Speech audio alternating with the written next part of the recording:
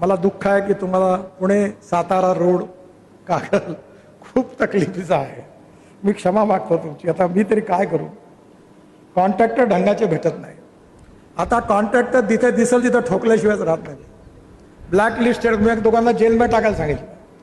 मी क्वालिटीशी compromise करत नाही कारण मी लक्ष्मी दर्शन घेत नाही. त्यामुळे आता जो मिळेल त्याला ठोकायच्या आणि ब्लॅक लिस्टेड करायच्या मागे आहे. मी आत्ताच सांगितलं की आमच्याकडे एक मशीन आहे तर रस्त्यावर फिरवा, पण तुम्ही काळजी करू नका. मी येत्या 15 दिवसात आत्ता शिवेंद्रराजांना सांगितलं की पुणे शहरात मी 50,000 कोटी रुपयाचे फ्लायओव्हर बांधतो. म्हणजे 3-3 फ्लोअरचे, जशी बिल्डिंग आहे ना 3 मजली तसे फ्लायओव्हर 3 मजली आहे.